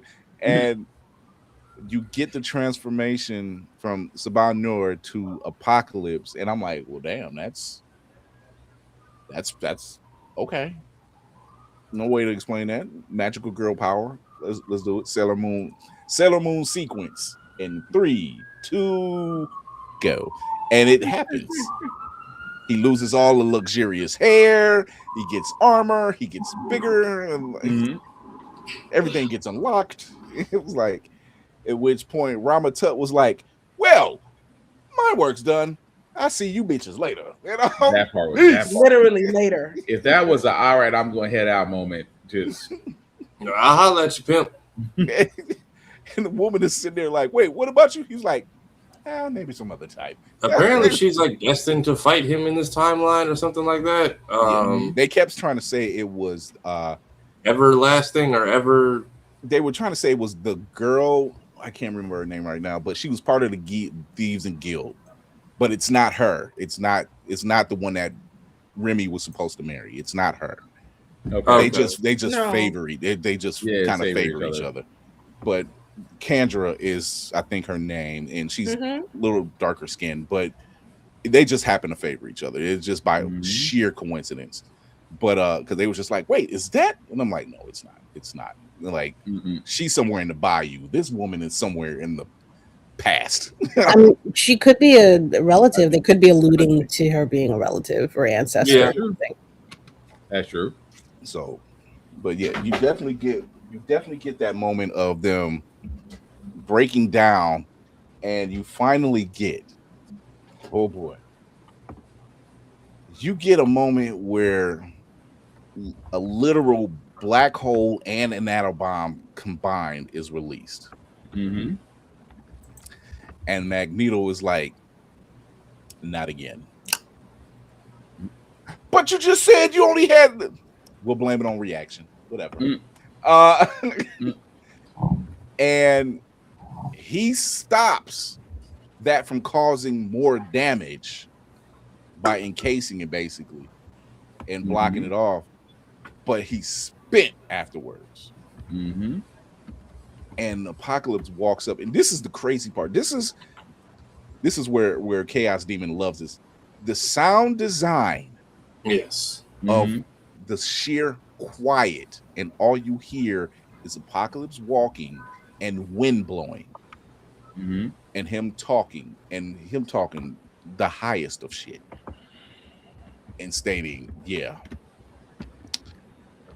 I am all that is and all that will ever be, and there ain't nothing you can do about it." And he just kept moving, and he's walking. I'm like, this motherfucker, he grabs Magneto by the head and holds him there as a taunt. And Charles, who ain't got a leg, and Charles, who literally ain't got a leg to stand on, is just dragging himself through the sand. It was giving a mix. It was giving a mix of what you gonna do? What you gonna do? What you gonna do? It was giving a mix of Loopy and Alabasta when he fought Crocodile the first time. Yeah. And Stink Meter at the crib. Get a ball up. Get your balls up. What you gonna do? And he said it. He was like, cowardice is when they think they're brave when they're stepping on ants. And I'm like, what is with the bars right now? Hey, I learned one thing from your friend. And he grabs him and he takes the cannon that is his right hand, holds it to his back. I was like, oh, once we hit to the reflection of the eyeballs, like, oh, this is happening. Oh yeah. I'm like, sorry, it's not funny. It's a little funny. And Charles can't do anything. except he one last Hail Mary, which I only have a question about because the helmet. Magneto wears that helmet to stop Charles from getting inside his head. Now, the only way I feel like he could have got inside his head is because the helmet might have been cracked. It's cracked. There's a crack right on the front of it. Okay, I couldn't. I noticed because I'm like, they were talking casually throughout the show, and he's wearing it. I'm like, yeah, it's also been like, it's been compromised. Yeah. Okay. But he makes a last ditch effort, and he says, "Magnus, I'm sorry." And you see the mental flash or whatever of his power, and I'm like, okay, you either told him something, you did something happened. Oh, and he probably did something. And if it's what we've been saying, Onslaught since last season, so like this might have been. Man, Magneto got Mega Man. He just turned into balls and just light and just dipped away. I was just like, yo, Magneto's due now. But to see this happen, I'm like, oh my god! Right. But wait, isn't Onslaught supposed to be in Magneto's body? Yeah, Professor X is in. It can. I'm sorry. Go ahead. It's a combination of Charles and Magneto's psyche. Right. But the typical, like, his character, the body of him is supposed to be in Magneto. So what we doing? Cause that's what I want to know. This could also be the tweak of new ownership, and I want to say I did this. So I like to see how they want to address this. They could actually bend it, and actually it's Charles's body since it's kind of a fusion. Or he took a copy. He took a copy of his consciousness and put it in his head, because the amount of shit talking he did immediately after, like. Sorry, Michelle Obama. I'm already low and in the flow, so we're just gonna sweep the leg. Fuck you, fuck your mama. She should have left. I'm glad she left your ass. She probably knew you wasn't gonna be shit anyway. Tears said, coming down his eye, tears coming down his face. He was like, "Your mama was right to get rid of you." That was the longest version of "your mama should have swallowed" I have ever seen. And then Apocalypse was still like unbothered. Yeah, he was like. He was like, I've been dealing with pain all my life, and you think that one burn was going to do it? Sorry, friend. He was like, why am I worried about ants? He said, your mom knew you were going to be evil. Your slave master should have just left you to bake in the sun as a baby. Like, but then even Onslaught is like, I'd make you a horseman, but you don't have enough of a spine. And I'm just like, oh, right. Like he reversed it. He was just like, you know what? Dang. Also, damn, that actually could be how we wanted to get dirty. Now we in the mud. Come on now. When he said that, he was like, I'd make you one of my horsemen, but you wouldn't have enough of a spine. And I said, I'm kind of laughing. I thought he would go the other way. He said you could be a horseman if you had the ability to walk away. I was like, that was so much better than what you said, Charles. He got you. And then Bishop showed up right after, like, bro, where was you like 30 seconds ago? Minding his business. Get going the fuck home. But also, he was just like, I'm sorry. And then at the same time, he's just like, I was telling you guys we should have left a long time ago, but no, y'all want to say. And now the version I was trying to avoid. Yeah, Bishop with the hand, the hand on the shoulder and the closed eyes was Bishop respectfully saying, I told y'all to get in the fucking y'all want to be heroes and shit. That's the exhausted parent right before you get your ass whooped. Nah, Bishop he's gonna wait till they get back to base and be like, I told y'all. Charles, you want to tell them what you did on your vacation? You want to tell the class what you did on vacation? Go ahead. Bishop, where were you? I told all they asked. I would go I would go so way worse where Bishop just walks up to Charles like, so you still think you could fix him? I would have just like give that helmet to Rogue. Like, here, you can cry over both men now. You got something to bear. I got something to bear. Hey, low-key, I was fucking kidding about the whole mental thing, but what if that is how we get Onslaught? Like, what if he took a copy, like, of that? What if that was Magneto coming out like, oh, it's like, peacefulness. No, we're doing straight shit talking. Fuck you, your mother, and your slave master was a real nigga. Like, it's and then Bishop. Bishop Baltimore with the wretched. Right. And then Bishop, Bishop, you wanted to have big fun in the BC time. Get in here. And then Wolverine with the post-credit scene. I'm curious. They bring back part that of team? I'm curious about what part of Weapon X they're going with this one. Because he still doesn't have his adamantium at that point. Yeah, right? so people are saying either I don't think he's getting the actual crew. I think he's talking about his claws as his band. He's potentially when he says get the band, he's talking about all 6. It makes you really wonder, like, okay, especially like Wolverine has such a deep, convoluted history that the only ones who's alive long enough to know about it is Cap, Sabretooth, and Black Widow. Those are really the only 3 who would know anything remotely close to what he's dealt with or seen because they've been around long enough. Cap's been around as long as Sabretooth and Wolverine, so he's like, hey, I don't want no parts. I don't want to know. I got you back. We go way back to before I was allowed to have bone claws and had to wear claw apparatuses because cartoon censorship. It had the exact, and I see why some people thought this was a flashback because he had the exact same outfit on from that old ass episode where him and Cap had to team up. And I can't remember. Did him and they teamed up, but I can't. It wasn't this. It was an old episode where they were at World War II buddies. Yeah. So he had to wear like claw like machines on his arm to like climb up and do espionage. Yeah. That what makes me think because of that. My mind went straight to MI13. That's something right on the same time. That's right, the same time frame. Yeah.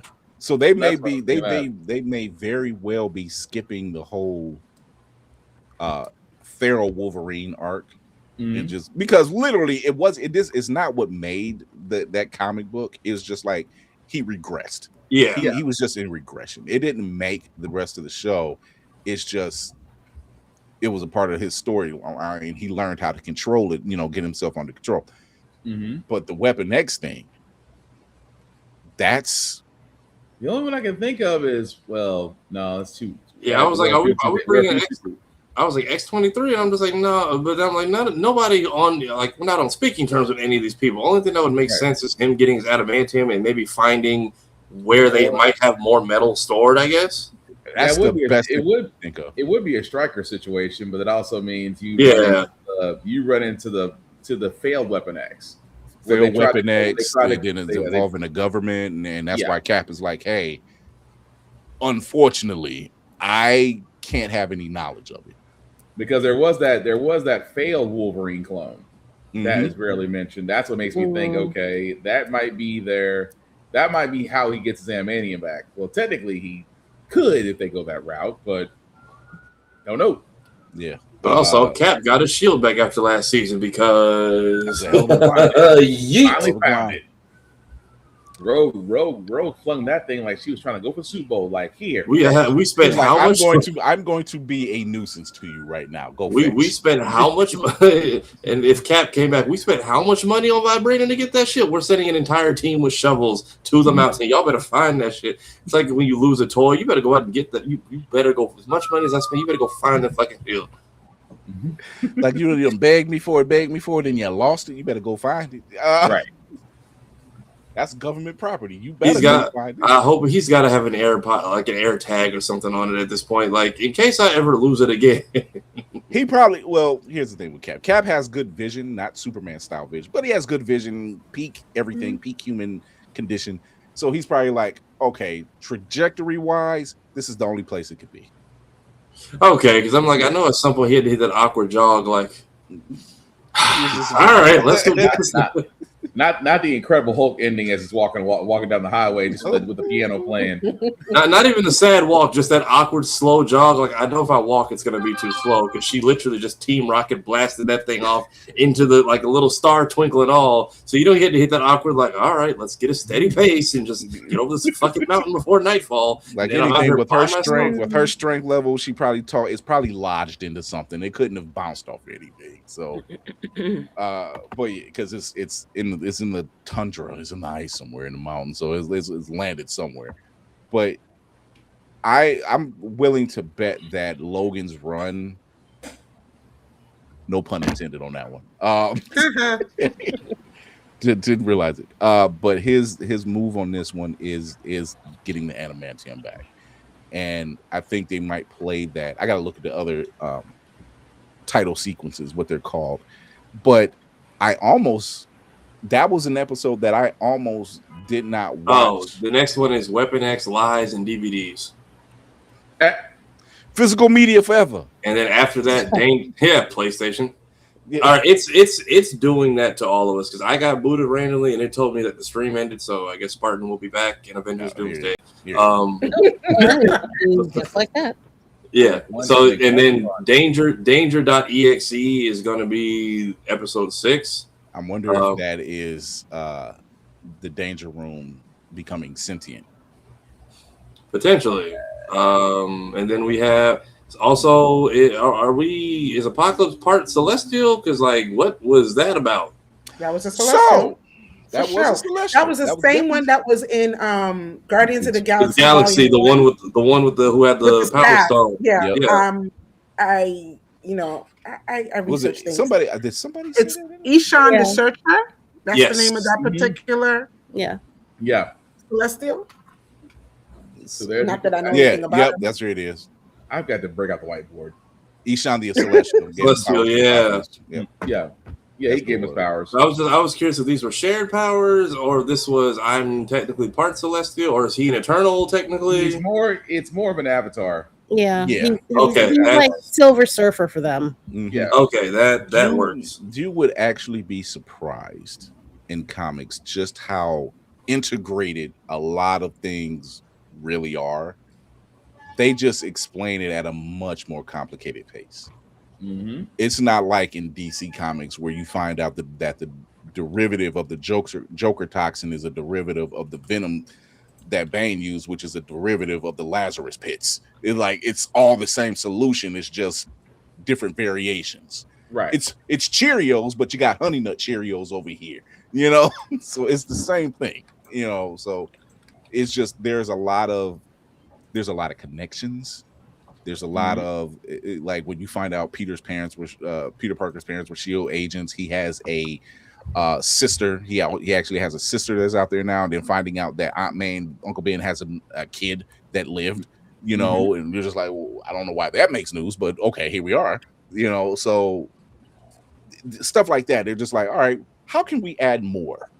What are some unanswered questions? I am one of the kind when it comes to Wolverine.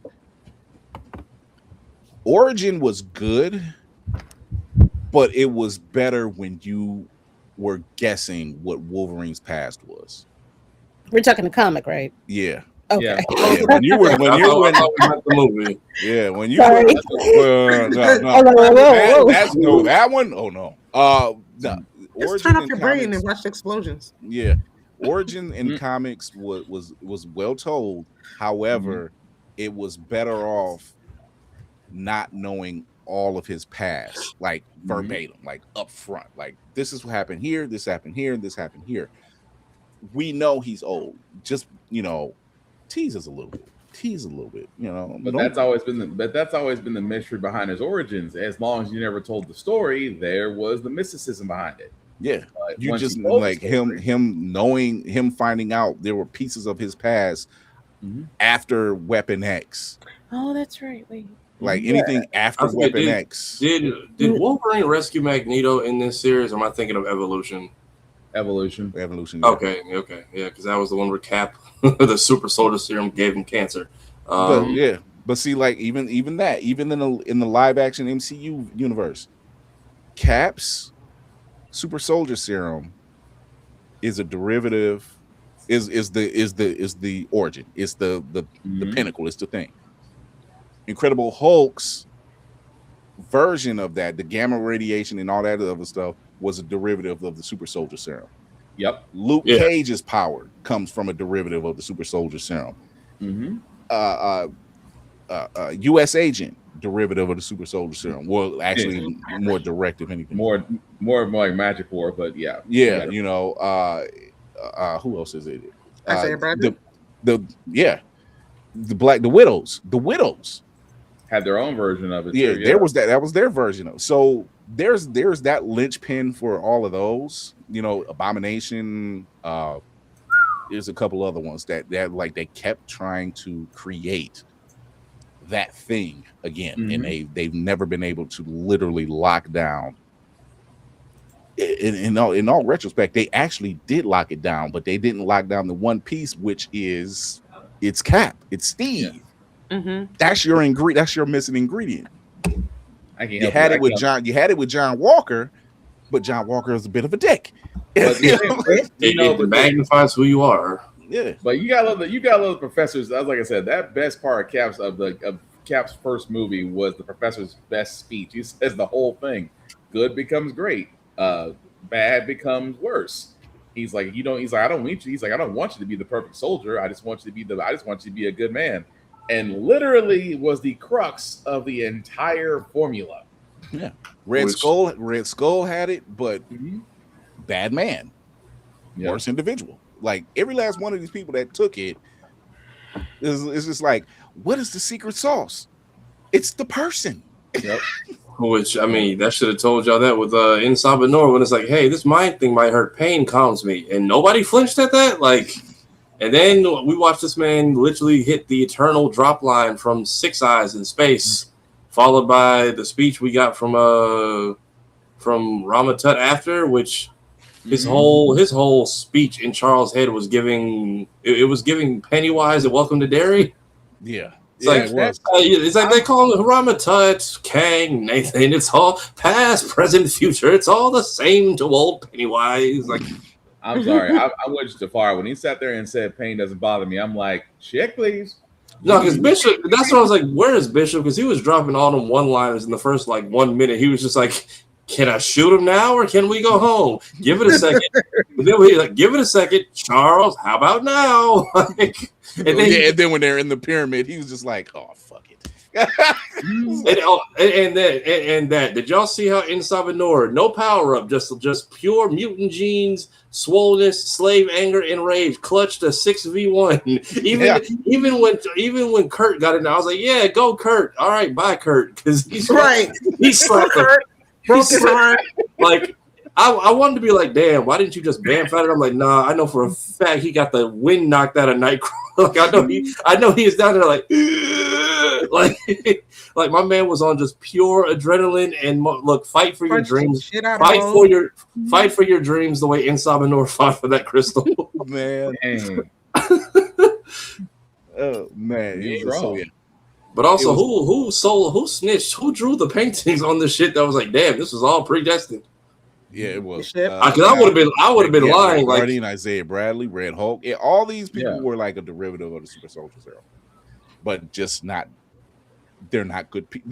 They were flawed. They were severely flawed. So it was just one of those things. So I'm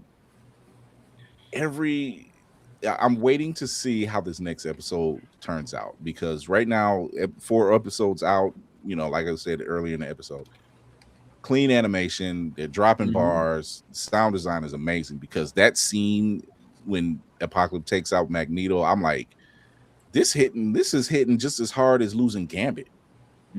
Just because everything drops out, all the sound drops out except for the walk up or the charge up, and it's like, bam. Yeah, once we saw the X-ray of the rib cage, I was like, "Oh, this is happening." Oh yeah.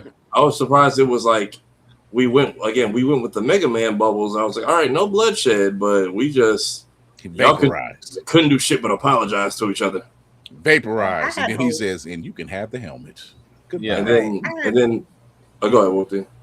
I had a little bit of hope because X-Men Red, but I was like, somebody come in from the sky with a super punch. Like, where's the? I need a hero. Like, Bo DeMaio is still. He's not physically still involved with it, but because he wrote probably this entire season, is still credited. His name still pops up on the front thing. He's still listed as an executive producer, and he's listed as the writer for episode 3 and 4. Yeah. So which is a smart move, by the way. That's where the money comes from.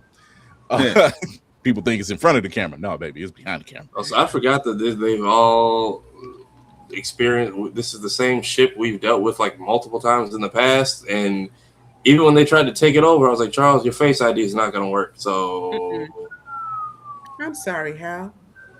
Basically, request denied. I was like, "Yep, crash this bitch." I know you and Beast became friends at one point, but no more. Yeah. So this is one of those situations where Forge and his team make it back. Okay, they were just like, "Hey, we came back in one piece," and Bishop comes back and is like, "These motherfuckers didn't listen." Yeah, Bishop. I want to see them to get in the car so we can leave. Right. I want to see that conversation. Where's everybody? Like, look, man, I got to make a return trip. Can you like get? You got an extra charger on you real quick that I can use? Like, no, that's one of the things when that's when you start up the car and then you left and you like, damn, I forgot my phone. You running back in the house real quick and grab my phone real quick. Hey, bro, can I borrow your charger real quick? Yeah. Dang. So I was I'm just thinking about the differences between the first two and these last two episodes. The energy for these last two episodes are a stark difference. Granted, the subject matter is a lot fucking darker compared to the first two episodes. And I really would love to know what we were supposed to get if there were any changes to this season versus what Bo originally had planned, because I can't see Bo not jumping right back into Egypt out of after that first episode. I thought he would have done that. Good question. I think because the events still went the way they did, I think Genosha still happens. Yeah, because they haven't changed the past. They haven't changed anything. Yeah, they were. That was Magneto's goal, but because they didn't deter Saban Nur from the path he's on, it still happens. See, Magneto was thinking one thing, not realizing even Cable will tell you like, "Hey, that was supposed to happen. I tried. Like it was supposed to happen." It's not like Bishop's future where he's like, "Hey, I'm trying to stop this from happening in my timeline," which he's more than likely been successful with. Why he probably hasn't left, or he's sticking around to make sure nothing offsets to still make that future happen. Because his future is different from the one. I think his future is different from the one he took Cable to. Right. So, because he's technically Bishop's a cop, so he's just like, yeah, that didn't happen. Like I'm making sure it doesn't happen because trust me, it's worse. So, yeah. He says the Magneto that died was in Genosha. Okay, that's what he's saying. No, Magneto didn't die. No, he didn't die. We thought he was. We thought he died in Genosha, but he didn't. We found out he tanked that entire hit, which is why I'm not shocked to see him. And I just feel like he at the last meeting was like, Nur will be all right. I'm gonna protect my friends. And then sure enough, he's in that rubble unscathed. Yeah. And then even last season, I feel like it was kind of lighthearted up until this point because we had Motendo before this with Jubilee and talking to her future self in a video game, and then it's like, hey, Genosha, and it's like, well, fuck, that got dark very fast. Yeah, right. Rev, he said Apocalypse didn't have anything to do with Gambit's death, right? So that didn't make sense. So we watched him escape like 2 different times in this show, meaning one of those versions is now going to go back to Genosha either looking for Horsemen or is the latest version of him. He's pulling up after to make sense of the aftermath. He had nothing to do with that. That was all just humanity. That was humanity and Sinister humanity. Well, Sinister humanity Senator Humanity and Bastion's nonsense. But isn't also Apocalypse recruiting at that point? I think he is recruiting. He's always recruiting. Yeah, he's always recruiting. So he says that Apocalypse was quote unquote killed was the same one that was in Genosha. The timeline is intact. Yeah. Fixed point in time. Fixed time loop. Oh, it's a lot. I think when we start the new season, we're going to do I might as well extremely convoluted, maybe confusing. Just let me know when the whiteboard is needed so I can just pull it out the attic. Paradoxes in Futurama. It's always going to correct itself. Yeah. So, thank you everybody for tuning in to this special episode of talking about the first 4 episodes of season 2 of X-Men 97. We will be officially back in September. Because we only did this because I promised the people in the crew, I was like, we're gonna talk about it. You know, we couldn't do the episode by episode, but I said we're gonna talk about it. We got to talk about something. But like I said, packing up, got a house, waiting on the last piece of paperwork so we can go ahead and get in there, and then I gotta get set up and everything else. Shout out to Geek by Heart because they are now in the city. Shout out to them. So they're not far from me at this particular point. They're still really, Kira. Yeah, I'm happy for her. I'm glad she, get that house. But now I lost to New Yorker. She lost to New Yorker. I gained a quote unquote. Well, you guys will always have the. Oh, you gained a New Yorker. You didn't. Yeah. She lost one. You gained one. Yeah, no, that's not changing. No, you got one of mine. You got one of mine. You got one of mine. You guys will. There will always be the Knicks championship. Except for Mitchell Robinson. Yeah, that part. Yeah. So yes, we will be back in the fall, where it's nice and cooler, and we would have gotten just about everything under the sun by that time. Plus the breather, because good Lord, DreamCon is this weekend. Now it's now. It is. It's now. You're right. It's now. Welcome to day 0. My goodness, this is the 1 year I wish I could have made it, because I literally for the past 2 days I'm like, wait, all of our people are there. And I'm like, this shit it's turning into a business trip for almost everybody. If you look at I'm looking at a lot of my friends' schedules, and I'm like, I wouldn't have seen you anyway. Yeah, a lot of people. Shout out to Marsha Blueberry. Shout out to Cleo. Shout out to Cleo Thomas. Shout out to Roxy Hayes. David Crownson is there in the building. Shout out to there's a lot of people that we know personally who are out there handling their thing, doing their business, and we wish. Good God, we wish we were there. I wish I was there because Dougie Fresh is going to be there during the Marsha Blueberry panel. I'm like, yo, really?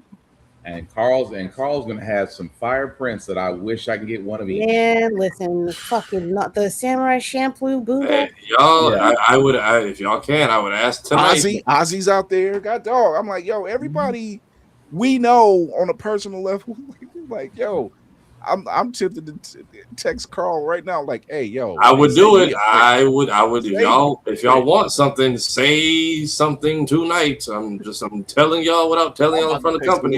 This is like, hey, yo, man, save me a print. I almost DM Carl like, hey, could you just save like one of each? That's all I ask. You don't even need to sign it. I just want one. I just want one. Put it up in a new place. Come on. Mm-hmm. But we will be back in the fall, in September. Hopefully everything should be set up by then. As far as my new setup, it might not be what you see now, but it's going to be a variation because it'll be in progress. No need to do a sign off for everybody because, hey, let's face it. Go follow Lady Mandalore, Roomful of Blerds. Go follow Black Spartan over at How the Frack We Got Here and Get Big Podcast. Go follow Tafari TV at Tafari TV on all socials. Whoopty at Fresh Press by Z. She's still cranking out those nails, so you're gonna pick them up, and you can obviously follow us here on Blerd's Eyeview. Go show your love on the YouTube channel. Hit that like, share, subscribe on all the channels that are available. Yes, everything's on the home tab. Y'all can find. Also, Whoopty has some interviews from MomoCon that will. I mean, are we trying to do this once a week for Thursdays with the episodes, or just batches? Right. What for X-Men? X-Men. Are we doing like 2 apiece, 1 apiece? What do we think? is going to be up in here right now. All right, so we got stuff to keep it entertained. Whoopty got to talk to one of the people from I Love Boosters and a couple other people that I'm still needing to edit. I will be streaming on Friday. I'm streaming 007 First Light. It's fun. Yeah, she's getting a. She got saved by Lenny Kravitz. Everybody, right? I know. In the words of Jay-Z, we don't believe you. No, it is. No, actually, I like. No, I'm having fun. No, that was genuine. I'm sorry. Yes. When she saw Lenny come across the screen, her eyes got big and she started smiling and she forgot she was recording. But yeah, we have streams, we have stuff, we have interviews that we are putting out with cool people. Go watch I Love Boosters if you haven't already. I will get to it eventually. And yeah, we have stuff to keep y'all entertained in our absence, which includes the 4 things I'm gonna clip out of this. And since Navy's not here to do his whole Reverend thing, a couple weeks ago, some of y'all reached out to me and Navy about, well, after our good brother Tony Weaver put belt to ass this morning on a certain individual. Well, when that community decides to really put their foot down, okay, that's what I'm talking about. That, and some of y'all reached out to me in Navy about a situation with a certain individual, and that was prevented from being way worse than it should have been. That's what I'm talking about when it comes to community looking out for each other. So, belt it's to like, ass. oh, you like when they say, oh, you like that? Oh, no. You gotta love when stuff is handled not on social media, but always in person. It's like in front of the money. Yes, you should know better.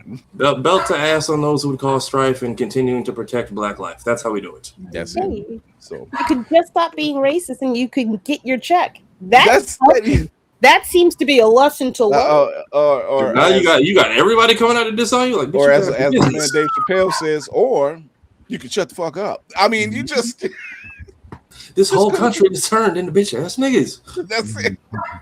So remember to educate yourself and others, entertain yourself and others, and most of all, encourage yourself and others. Thank you to the crew. Thank you to all of you out there who watched and supported. Keep supporting because I'm still putting up videos. I may not stream, but I'm still putting up some videos from time to time. Physical media forever, because good Lord, I'm having problems with you, Sony and Microsoft, and y'all. Why? Why indeed? Greed, because greed, right? Because cocaine. We look. It's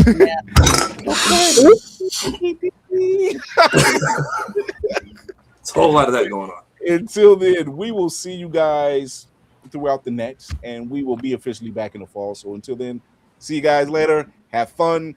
Continue watching X-Men because we will figure out some kind of way to do something to cover up these last few episodes. We'll figure it out. Until then, we're out. Yeah.